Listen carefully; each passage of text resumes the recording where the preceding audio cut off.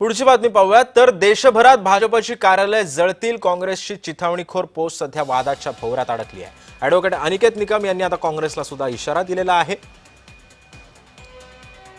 काँग्रेसची एक पोस्ट जी आहे ती आता सध्या मोठ्या प्रमाणात व्हायरल झाली आणि वादाला नवं तोंड फुटलंय।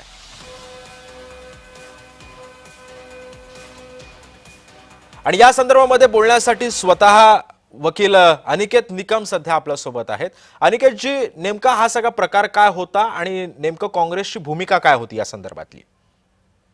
काल संध्याकाळी महाराष्ट्र काँग्रेस प्रदेशच्या अधिकृत एक्स हँडल वरून एक पोस्ट टाकण्यात आली, ज्याच्यात आशय असा होता की जनरेशन एक्स यांनी ज्या पद्धतीने लडाखमध्ये भाजपचं कार्यालय जाळलं तशाच स्वरूपाची परिस्थिती निर्माण होऊ शकते। मी या पोस्टवर आक्षेप घेत त्यांना त्वरित ही पोस्ट काढावी अशा स्वरूपाचं विनंतीचं पोस्ट देखील टाकलं, परंतु अद्याप देखील त्यांनी ती पोस्ट काढलेली नाहीये।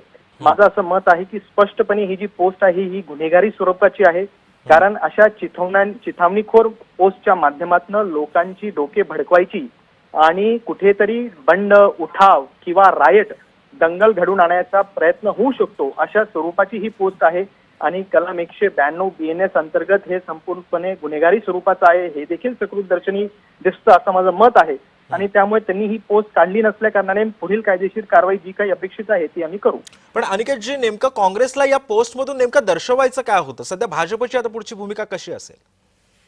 हे बघा, ही अतिशय केविलवाणी प्रयत्न आहे आणि देशातील आपली जी सामाजिक स्वास्थ्यता आहे ती बिघडवण्याचं काम या पोस्टच्या माध्यमातून करण्याचं प्रयत्न करत आहे असं दिसून येत आहे। कारण जर तुम्ही ती पोस्ट बघितली तर त्यात खाली त्यांनी एक चित्र देखील टाकलेलं आहे, ज्याच्यात भाजपचं एक कार्यालय जळतंय अशा स्वरूपाचं ते पिक्चर त्यांनी टाकलेलं आहे आणि संपूर्ण देशात अशी परिस्थिती होऊ शकते अशा स्वरूपाच्या आशयाचं तो पोस्ट आहे।